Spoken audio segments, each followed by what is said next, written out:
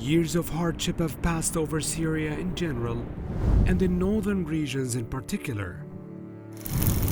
The educational infrastructure has always been vulnerable to bombings, neglect, and repurposing of service centers or shelters for displaced individuals.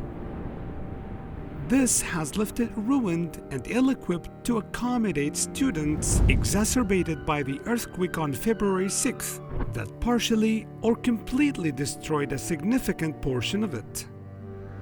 The educational situation in Idlib province and its surrounding areas in northern Syria can be summarized as follows. Old and out-of-service schools and educational institutions. Students of school age who have dropped out of school and are no longer able to access qualified education.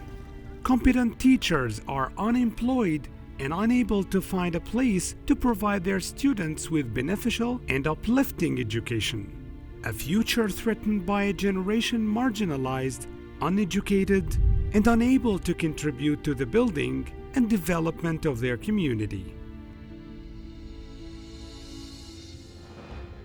In response, we have started our mission to empower communities, believing in the crucial role of the educational process as a fundamental building block in the Syrian society's journey of recovery from the effects of war.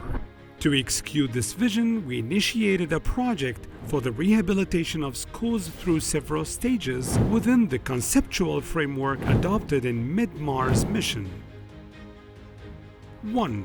Comprehensive assessment of the most in need schools for rehabilitation, identifying densely populated areas and camps with limited access to educational institutions.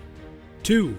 Implementation of the project, including the restoration and repair of infrastructure for 14 schools, comprising 139 classrooms in Idlib. 3. Rehabilitation of essential facilities in schools with special features to facilitate movement for people with special needs, numbering over 204. 4. Provision of logistical and educational supplies for 5,912 students across various educational levels, taught by 303 teachers and administrators in the 14 schools.